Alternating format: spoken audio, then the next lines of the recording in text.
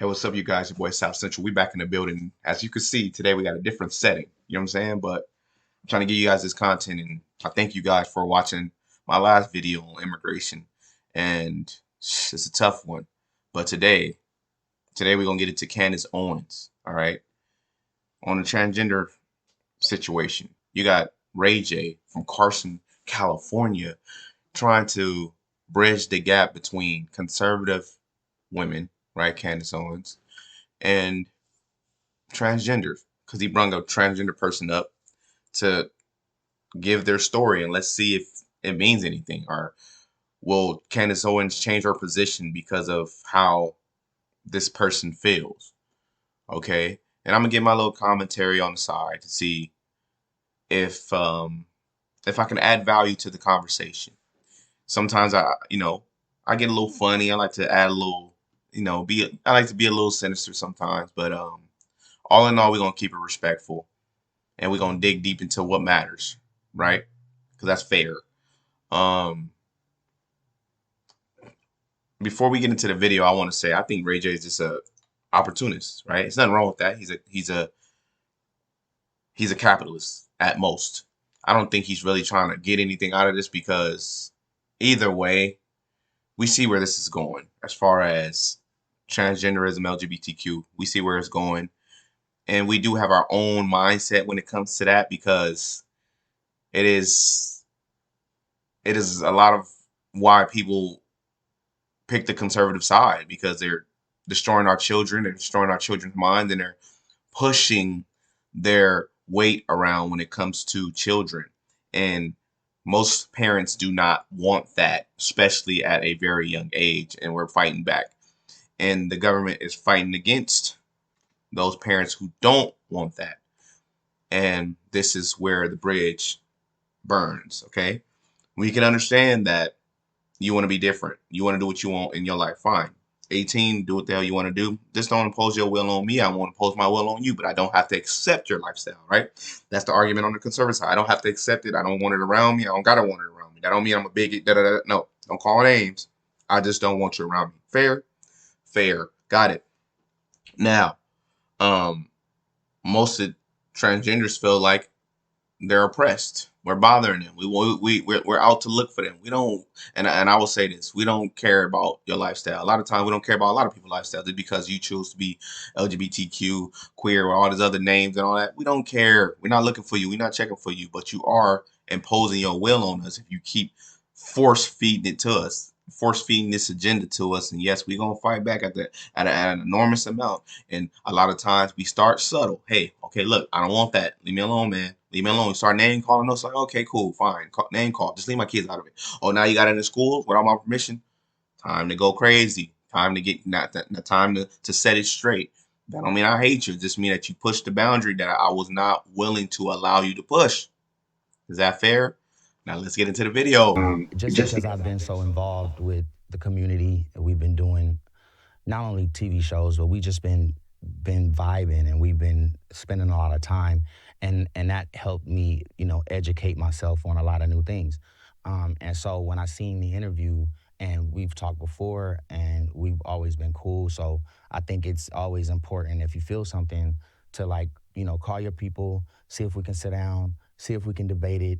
Danielle's here, like, she's one of our stars on the new show, The Girls Club, on the Tronics Network, and we're going all in on this show. And I just felt like it was perfect timing. I was like, please hit me back, right? And then you're in LA too at the same time. It was meant for us to do it. And so just being, and I told you in the DM, just being educated, Educated. That was a new word I'd never right? heard. And so bridging the gap and getting an understanding. It's always good to talk things through. And so I brought Danielle here because her experience and her life kind of was mixed in with what you were saying, and maybe she can give you a better understanding on what it is, or vice versa. But I wanted to create this synergy so we can all talk together. Well, Danielle, welcome. Thank you. Thank you. Now my thing is, why do people feel like they gotta have people from that community come set us straight, as far as like, hey, let this person tell you how to think. Okay, what you've been thinking is not what it is. Like you clearly don't understand their lifestyle. That's why you think this way. So let me have them explain to you what's going on. And dialogue is fine. I get it, right? You got to have that, but a lot of times we got our own way of thinking. Like, and when it comes to Christian values, you can't bend that. Like, you can't put this person in my face to let them tell me a story about their life and try to justify their actions as far as transitioning to the opposite sex. I don't agree with that. And I don't think that just because this person went through a lot of things that is going to justify what happened here. Like, no, I'm not. You can't change my mind on that. I'm gonna hold on that because that's my beliefs, right? I'm rooted in God and His teachings in the Bible. And when it comes to that, a lot of times you're not gonna change people's minds. But dialogue is needed here, and if you try to bridge the gap, fine. But like I said, I think that he's an opportunist, and this is an opportunity to get this person out here in these streets. So let's get it. Here, also very happy that you were willing to even have this discussion, because a lot of times you see people that are on opposing sides do not want to speak. And I think that's guided by a lot of fear and sometimes by a lot of cowardice. So Danielle, how did you get mixed in with Ray J, and what made you want to be here today? Yeah, so I just wanted to double back on that. I fully agree. When Ray and the team called me, obviously the first emotions that go through your head is, oh my God, I'm scared. Like, I don't know if I'm ready. And to be completely vulnerable, I thought this is, I don't want to use the word easy, but for me as a trans person, and I have been for 20 years, there's been so many conversations that I've had worldwide with people. And as like a mature, classy, wise person that I would like to say I am, you understand perspective, and it's all how you come at a conversation. So that's why I agreed to be here, because I was like, I want to do this for me, for the community, and most of all for Ray, Tronics, and the Girls Club, because we have created something really special. So, yeah. Okay, so why don't we just start by telling us a little bit about your story? Yeah. So I'm from Perth, West Australia, which is Australia. Yeah. Shout out, Australia. Australia. What's up, Australia? AKA the Aussie doll. That's what they call me. Perth, West Australia is the most isolated city in the world. So it's basically on the west, and everything else you would have heard about is on the east. So growing up in Perth, West Australia, it's kind of like a beach town and a mining town. City, sorry. Want to get my words right.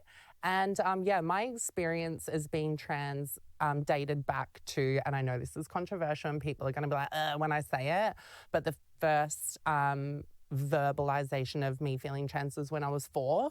And my mum told me this when I got older, because I'd verbalized to her basically that I was comparing myself to my older sister, and because I have an older sister and 2 younger now. And just feelings and displaying certain things. And I won't obviously get into every detail because I'll try to summarize, but basically growing up in Perth, it was an experience that I had to take on alone. My parents and family were kind of from the country, West Australia, and had no idea about anything to do with trans or the LGBTQ. And we've got to remember, because this was 20 years ago, and in Australia, the journey was completely on my own back. So everything that I felt and resonated with, it was up to me to do the research. Everything that I'd seen on the TV was sensationalized and kind of crazy. And we all know, the viewers listening, what I'm talking about, the misrepresentations and things like that. So yeah, it was a very lonely journey. You only have to talk to someone in the community to know that I was a trailblazer for what I did, because I was literally basically the only one for a while doing what I was doing. And yeah, life's been a journey since then, and it still is. And now, were your parents together? My parents divorced at the age of 6, and then my mum remarried. And so did my dad. So I've always had like a biological mother and father and 2-step parents. And how did your parents deal with you? I guess the first question is, when did you first communicate your feelings about your identity, and how did your parents respond to it? So this, and obviously I say this is according to what my mum later told, because to be honest, I don't remember when I was 4. I only have like vivid memories, maybe from 5, 6 up. But basically what it would be is, me and my mum were always particularly really close. I just was always gravitated towards my mum, and my mum's, just everything to me. And she would say that she would just, notice like certain things that were different to the other kids. And when I'd vocalized to her how I felt and that I kept comparing myself to Ashton, and that's my older sister, and would talk like even about genitalia, which obviously I didn't understand at that time, but I even Now, from from the information that was given, like, what happened to letting kids be kids, right? Your mom said, I remember you saying this about, being a girl and all this other stuff, but to put it in context, you were hanging around your sisters a lot, right? As a young man, as a young baby boy, like, yeah, that you gonna get influence from your sisters. That don't mean that specifically transitioning is the way to go, like, or trying to be a woman or whatever the hell is the way to go. No, at the end of the day, your mother did you a very bad. She did you a very bad disservice as far as like listening to it and validating it. No, you are a boy. You are hanging with your sisters. I understand that you're gonna get influence from them, but no, you're a boy. We will keep telling you the truth. Okay, I'm not gonna give into that because I am an adult and I understand that children say certain things. I'm not gonna. They don't know what they're talking about. It's up to me to steer them in the right direction because I know more than them, okay? Because I am the guardian. I am supposed to tell them and guide them in the right direction. And for your mother to validate these bad thinking, the bad thinking of a child is sick to me. It's kind of predatorial, right? And to me, there's over sexualize. It's the over sexualization of children.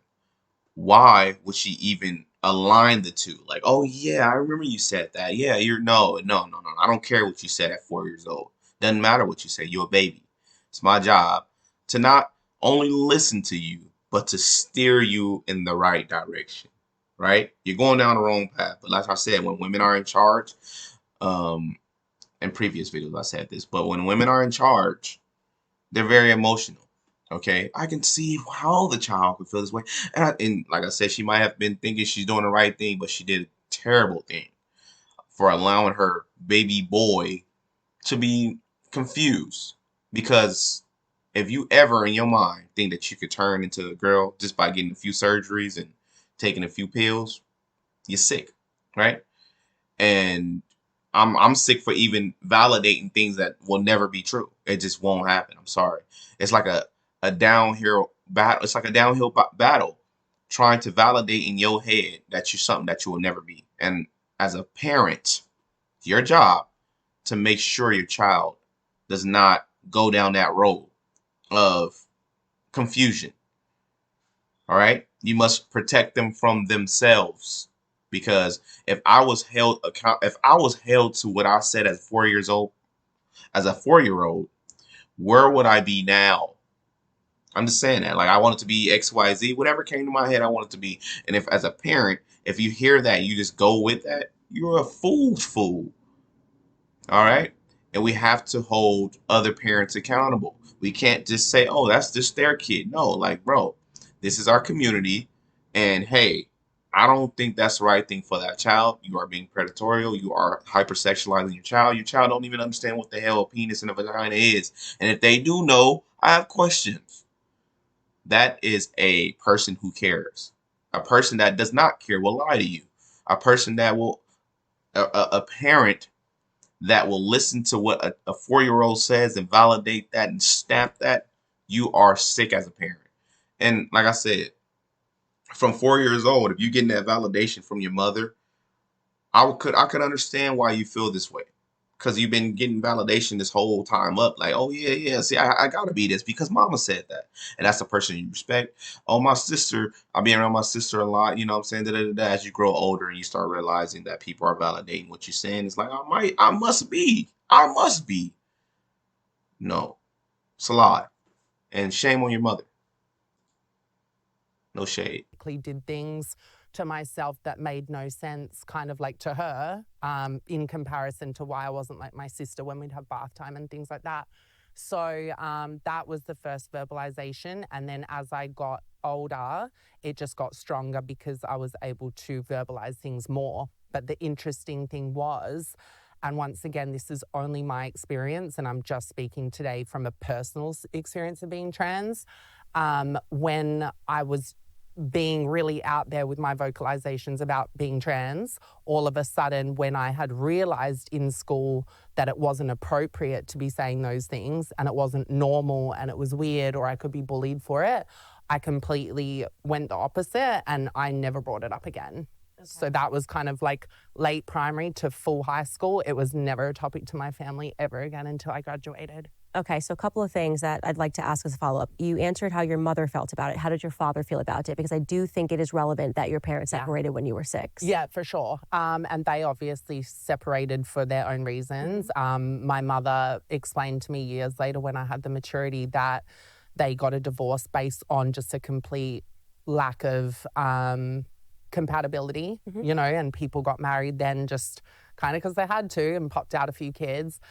So they knew that when they divorced that they had to do the best for us. My dad this is what I like to explain to a lot of people because a lot of people that see men with their LGBTQ children have kind of a femininity to them or they act in a certain way. My dad is a very staunch Australian. If you've watched Crocodile Dundee, that's the kind of vibe he is. Yeah, like shout out to my dad. He's known as Whitey, the football player in Bunbury. Very, you know, just that alpha male. And the thing is for because I'm going to be honest today, obviously, just to get the story right. Obviously, my dad struggled with it more than my mum. But what later on came in the years, like later on when we conversed, was my dad said his issue was it was never accepting and understanding because he could see it with his own eyes my whole life, but it was the communication that he lacked on. So he couldn't talk to me how my mum could. And this is a last follow-up question regarding your father. When they got separated when you were 6 years old, was he involved in your life? Yeah, they went straight to legal, what's the word? Legal, not maintenance. Where you have Father, he was supposed to protect you from your mother and yourself because your mother is very emotional. All right. Your father was supposed to say, I don't care how you feel, son. You're a boy. I don't care about your feelings, none of that. Scratch your feelings. I'm telling you what it is. It's a terrible decision to try to listen to society validate bad decisions. That is foolish. No, you're not that. I don't care what you say, how you feel. You're not that. That's a father who cares. A weak father would go and say, yeah, I've seen some different stuff, but I never said anything. Your job is to correct it. It's weird. Hey, stop. None of that. Come here. None of that. Don't even think, don't scratch that. Be a kid. Go play with toys and play video games. That's what you do. Okay? Play sports. My job is to correct the foolishness. We not allowing that. We got to hold men accountable. You can't say that he's Crocodile Dundee and he's alpha male and this is the result he gets for being an alpha male. That's not alpha male. No, that's not alpha male actions. That's not how that works. Alpha male is holding himself accountable and doing things that's going to protect his family, okay, and set a standard.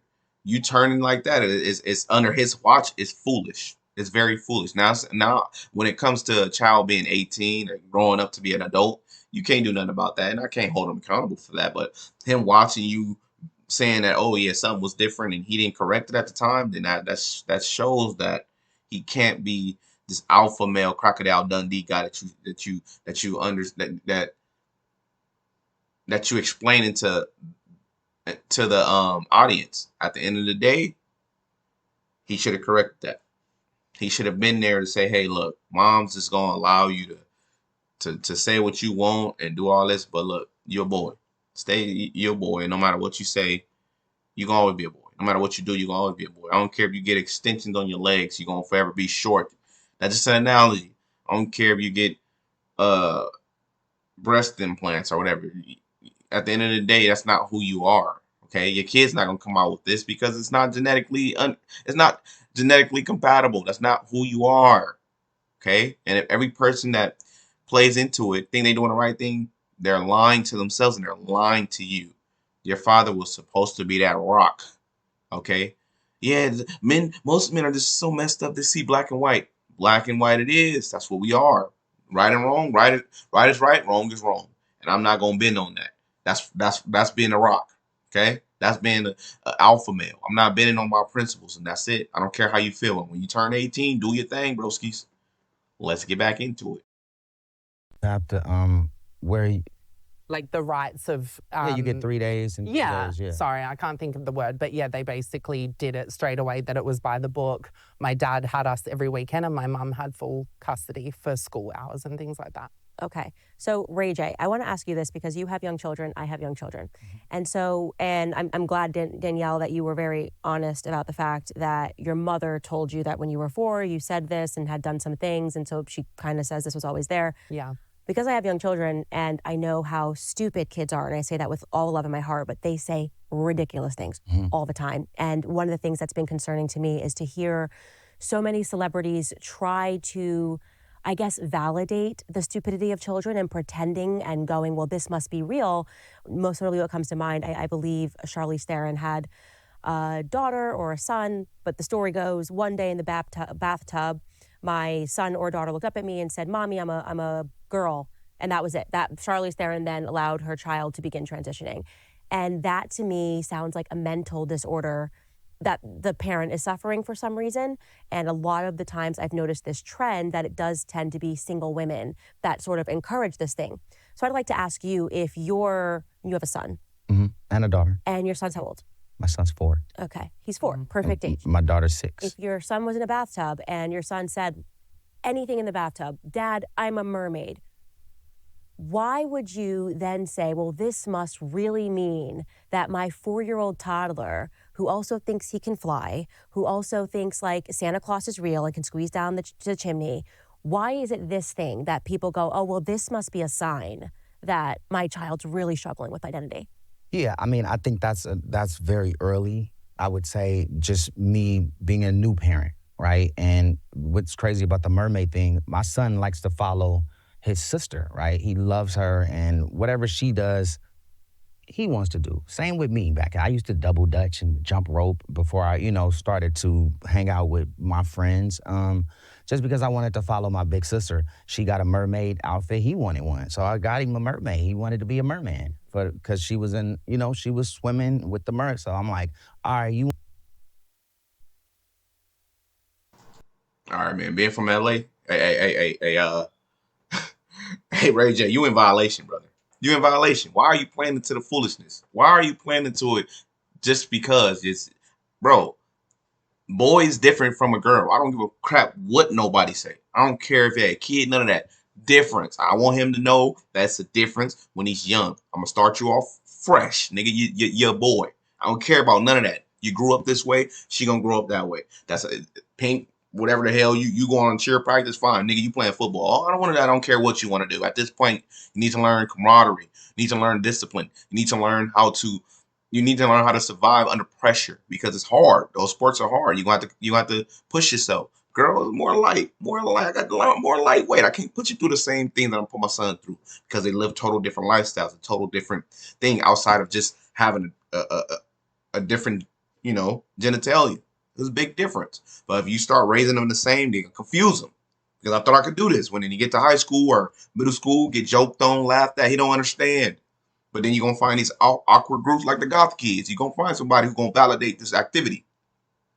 Oh, okay. They all look the same. We all got great blue hair and we all sick and all this other stuff. Okay. Some grow out of it. Some don't because they keep hanging with these folks. That's going to validate. Hey, man, they like me. I'm weird. I'm different. Look at me. I got different friends. My friends, I'm cool here. So I'm sticking with my crew. All right. No matter what you're doing is put your babies through a can of worms that when it opens, you're not gonna be able to fix it because you allowed it. Look at the person next to you. You know what I'm saying? Like I said, being from LA, right? He from Carson, but being from LA, bro, you in violation, bro. I don't understand why We don't in black. I'm be real 100% with you in a black community, being raised around black folks and stuff. We don't rock with that. I don't even understand why he thinks this is cool. It's like when you get to Hollywood, it does change you. Like, why would you do that? Why? I want to be a merman. You're not being no merman. I don't even think. Son, what are you thinking? I'm not. Shut your mouth. How about that? You put on Aquaman. That's who you are. That's what. Yeah, you that. That's what you do. Okay. But you got weak parents who just play into it. It's easier because I don't gotta do no thinking. He wants to be there, let him be it. That's weak parenting. That's a weak man. Okay. And he might be focusing on his business, and it makes it easier for him to deal, right? Because he ain't gotta think too hard into it. But eventually it's gonna be a problem where he gonna have to try to swindle his way in. And then guess what? Nowadays you fighting against the court system. Oh, you want your son to be a man now? Oh wow. No, he's going through gender therapy. And if you want to take it away from him, promise you, I will strip your child away from you, put them in one of these homes to where these people don't have kids, right? They can't have kids because they done cut the titties off, cut switch the gender, whatever the heck they think they doing, right? They can't have kids, but they over here parenting your child. You just put your kid in a situation just because you confuse them at a young age, but they don't understand that it starts at a young age, right? The correcting, the guidance, the molding starts at a young age. And if you don't correct yourself as a parent, at the end of the day, it will be a problem later on. And then you're going to say, where did the problem come from? You started it. Okay. Most of these transgender kids, it stems from bad parenting. They don't want to say it, but it stems from terrible parenting, lazy parenting. And me, I call it predatorial parenting, because at the end of the day, if you can understand that this is a 4-year-old talking about sex, and you could have just bunch them together knowing that the kid should not be thinking like that. A kid don't know nothing about that. You're weird. You're weird, and you should be held accountable, and we should be watching you, because at the end of the day, it's not acceptable. It should never be acceptable. When did 4-year-old kids when did 4-year-old kids' opinions matter? At my point, you know what I'm saying? Even Candace Owens said it. Kids are stupid. Like she said it in latest terms, like in real life, grassroots. I'm not gonna play with you. Let's just put it out there. Kids are stupid. I agree. Kids are not mentally sound yet. They have to develop, and you have to mold them. This is the person from Australia, the man from Australia.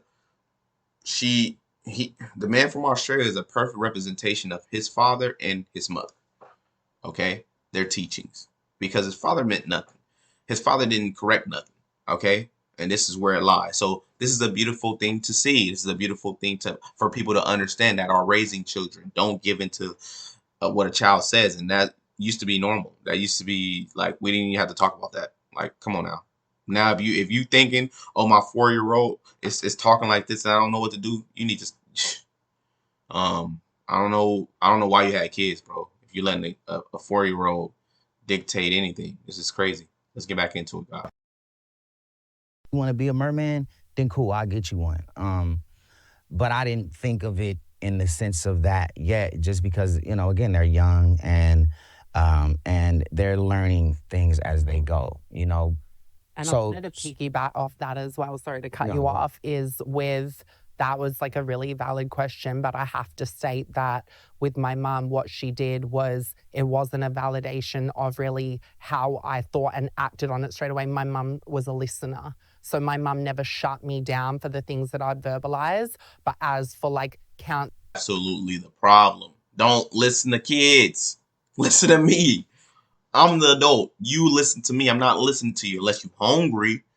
And that's all you should be worried about. You want a new toy or something. That's all you should be worried about. Other than that, nigga, you don't know nothing. You're not old enough to know nothing. And I know you're not old enough to know nothing. I'm going to tell you you're not old enough to know nothing. Wait your turn. That's your job. Shut your mouth and wait your turn. That's what you do as a child. That's a real parent who cares, because I got so much other stuff to worry about. I'm not going to allow you to go astray. I'm not. That's my job. That's my job. You don't worry about that yet. Worry about what I'm telling you. That's what you focus on. Okay? Let me steer you in the right direction. Mom's not a good listener. She's a fool for listening to a 4-year-old. That's that's how smart moms is, bro. And I'm not gonna disrespect your mother, but at the end of the day, I gotta point the finger where it lies. You know what I'm saying? This truth gun. Bam! I gotta hit her with it. You a fool for that. You a fool for listening to a 4-year-old kid, and it shows where you're mentally and emotionally at. Okay? Let's get back into it. And transition, that was done way later. And that was never to punish me, but it was always like my mum was like a soundboard, but she never pushed. Yeah, and you Right. said, So I and you think said that's that, and you important. said you kept it quiet for. Oh, yeah. I totally internalize because you see what the world says and you're like, oh, sugar, this isn't normal. I'll just be quiet. Yeah, but I guess what I'm trying to say here is that your mother, even now, even if you're older and you make a decision, for your mother to go back into a memory of something that every child goes through, they just say stupid stuff. They want to be Right. mermaids. Yeah. They don't even understand. I mean, the first time we watched a Disney movie, my son said, "I'm a princess." And I said, "No, Yeah. you're a prince." Right. And now you're seeing this sort of people trying to go backwards. And I don't know if they're doing this out of protection or out of love and trying to pretend that they just want to validate the experience that you're having. But I don't feel I don't feel like, oh, this must be real because you said this started when I was 4. Yeah. The first thing that comes to my head is mommy's got some issues, right? Because it's not like your mother said this, whatever, you were a kid when you were a toddler. Yeah. But then I really noticed this thing when you were 18 years old and your brain develops at the age of 26 years old. Course. So that makes me a little bit uncomfortable because I do think, and I do see this pattern of single moms. Course. And also just what you spoke to, you said I had an older sister. This is Yeah. exactly right. So my daughter is much more of a roughhouser because she's following my son, who is the oldest. So she grabs swords, she wants to fight. Now, I was a tomboy. I went through a phase where I had I think all girls go through this tomboy phase, but I went through a phase when I was in 5th grade and I was acting, I wanted to just play with the boys, thought the boys were having more fun. I just thank God that this wasn't fashionable at the time. And I know that you're It definitely wasn't fashionable. Yeah. But now it's hello, like I'm alone. parents are just like, yay, I want my Yeah. kid to be different and I'm throwing them into this. Right. I want to specify jumping- quickly on the 4. I use that specifically when I'm interviewed. Like I said before, I'm going to be really honest. And I use that because that was something that was told to me in a private moment with me and my mum when I was asking her to reflect. But that was just the start. But as you can imagine, there was many other things she started to share with me, between us, intimate moments of things. Oh, I remember this. I take it that all the time that your mom is sharing with you what she's seen was the time to correct it, and she didn't do nothing about that. All she did was validate bad decisions or bad thinking, because you could think bad, right? You could be thinking, and as a parent, your job is to fix that.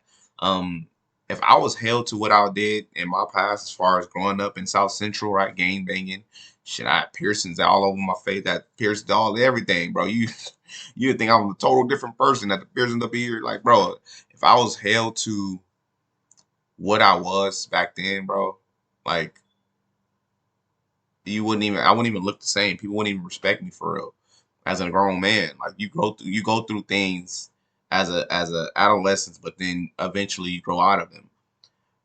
When it comes to people thinking that they transgender and all this other stuff, like your parents held you to that, and not saying they forced it upon you, but they validated it, and they grew you up thinking that it was something different about you, and you always thought that about yourself. Why did it have to come to you being a transgender? It could have been something different than that, but they held you to it, and look what you became. I'm not saying that you're not happy where you at. Like, fine, you could be happy in what you did, fine. But at the end of the day, there's people watching you, and there's other kids growing up with parents that are like that are just weak-minded, and that will allow a kid to dictate what they are at 4 years old. That's foolish, right? No person in the world could dictate who they are at 4 years old. I knew who I was when I was 4. I knew who I was in the womb. I always been this person. That's a lie, and that's poor judgment and poor parenting from your parents, who's supposed to care about you in your survival in this world. If they let you lead with that and lead a household thinking like that, they are not good people to me. That is not, because I wouldn't allow them to be around my child going to chill with their friends. It's just weird. Like, why would I even want y'all to be around my kids and y'all kids acting like that? And it goes just not to the transgender thing, go to the game banging and all the other stuff. Your kid acting a fool, I want my kid hanging with your kid or around the parents, because it seems like their parents ain't got no control over there. Okay? And like I said, as a neighbor, right, as a fellow American, we got to hold parents accountable for the foolishness of their children. If you're embedding this in your kid's head, shame on you. Shame on you. We're going to watch a little bit more, and hopefully we get a part 2 out of this. And that was because I was searching for that truth. And I'm also a very open-minded person, so I wanted to understand myself better.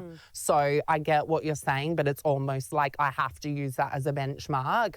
But it wasn't like you said it at 4 and then like we actioned it, or you said it at 4 and then never said it again. That was just the start of what she could remember and then moved forward for years. Yeah, but even if she's doing that post because she wants to validate the pre, it's still dishonest to me, because every parent knows that toddlers just say and do ridiculous things. And so if she's validating that for you now, then my fear is that maybe your mother was validating that for you out of love the entire time. But I want to jump back into your narrative before we talk about those aspects. So you said that when you were in high school, you, I guess, could just elaborate. I don't know if you were saying like you were trans or started saying some trans things and then people made you feel that you couldn't do that? It was, or was it middle school? Yeah, so in Australia, sorry, it's a little bit different. We have primary and high, so I'm not super sure, but we've got like grade 1 to grade 7 and then grade 8 to grade 12. So how old?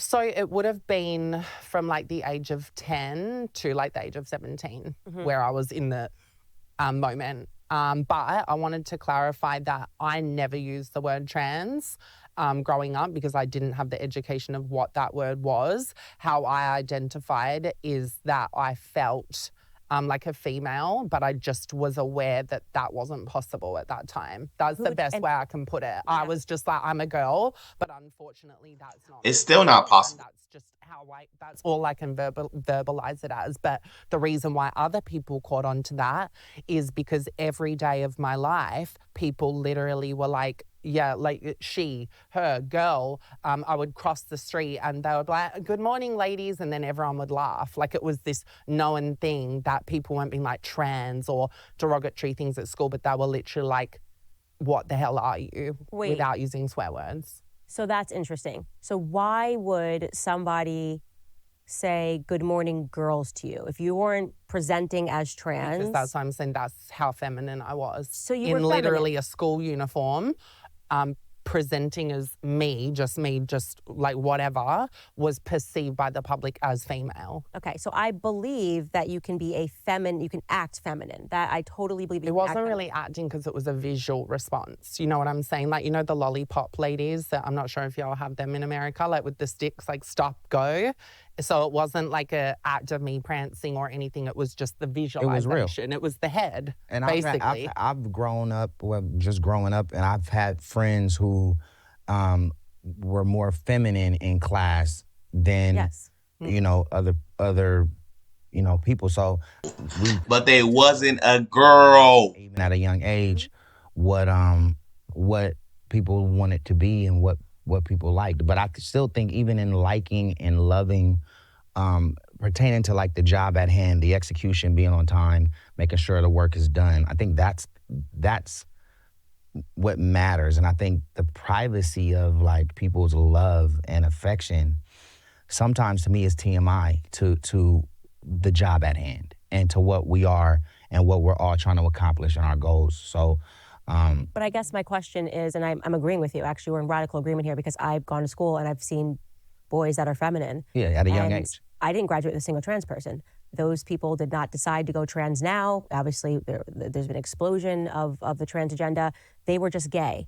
Yeah, and so, very different. And so I would like to know, at what point did you go from just being a feminine boy to saying, no, actually, I think it's more than that. Yeah. And I am needing to change my life. Yeah. So like I stated before, it was always the internalized thought process, but just because of my intellect at the time, I didn't know the possibilities of how I could execute it. But the feelings were always there. And I guess that I was hoping when I got older, I would be able to gain more resources and more knowledge, and it could be possible to, you know, match the outside of how I was thinking. But I want to specify that there was gay people in my school, and like y'all both agreed on like feminine gays. And it's so interesting because, and these guys will probably hear this because they're still on my Facebook, but it was so interesting because even in little old Perth, Australia, they still identified and treated these gay boys in my class different to me. I was always on the outer. It was like, All right, guys, that's the video for the day, man. And I'm gonna get my little 2 cents on the last, on this outro. At the end of the day, bro, like it just shows that bad decisions being validated, even in the hood, right? Gang banging and stuff, it's not looked at as a terrible thing. So people do it and they go through it their whole life until they end up in prison for the rest of their life. And they're like, dang, something was wrong. And this is my point too, when it comes to the black community, man. When you propped up in a hood and gang banging is a culture, right? This LGBTQ culture, a lot of people get wrapped in it, not knowing, not understanding that they're making a terrible decision. This person started thinking like that because of the resources given to them, right? You're just making a doctor happy. You're just giving a doctor a job to butcher you and give you pills, right? It just benefits big pharma. It has nothing to do with helping you as a person. This benefits them. So guess what? We pushing that because that's like one of the biggest corporations out here, right? You're not thinking of it like that, right? Just like the women's rights when it comes to abortion. No, you're not. They don't care about you. They just make money off of you. Thank you. Come here. Give me your baby body parts. I'll sell the organs online. That's what we do. But this is dressed up, propped up as I'm just trying to help and care. I just listen to the kids. Da, da, da, da. No, they don't care about you. But this personally mentally destroyed their interior and exterior when it comes to the appearance, right, in the inner soul of the person by validation from other people around them. And they treated me different from everybody else, so I knew I was different. Mama told me when I was 4, I said some things and it kind of looked weird, and it validates that I'm different from everybody else. No, you're not different. It's just that your parents didn't steer you in the right direction. Your parents didn't tell you were a boy and stand firm on it. No, you a boy. I don't care what you think. Wrong. Everything you thinking is out of order. Wrong. Sorry. Let's get back to being a parent and steer you the right way and not lead you astray, because these parents of yours led you astray. No matter how you want to dish it, dice it, and slice it, because you got an idea and it was amplified by the people that was around you, even in the high school. Oh, I was gay. You was a gay boy. You was gay. Okay, fine. You was a gay boy. What does that have to do with you being a girl? And you're still not a woman, right? And no matter what you say, you're still not a woman. You might have the outer appearance of a woman. It's literally like an identity crisis. Yeah, you have an outer appearance of a woman, right? You still, you had surgery to make you look like a woman, but you'll never be what you want to be. And I'm sorry for that. It's just never gonna happen. And those around you who keep, like Ray J, who's kind of, no, I'm not gonna call him.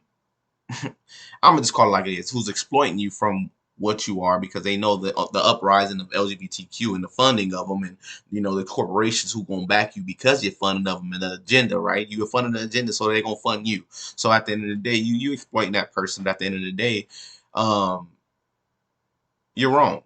This person will never be that, right? I'm not going to, and telling you the truth, it's not profitable right now. You too much into it, so I got to be that. Just like gang banging. I've killed a few dudes, you know what I'm saying?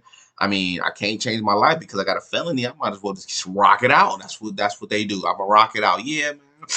It hurt. I had to go through all this gender reassignment surgery, and I don't sleep good at night. My balls is cut off. I don't know. But guess what? I did it. I got to live with it. And guess what? Now I'm an activist because everybody around me who's doing the same thing, the whole same terrible thing, they're validating it.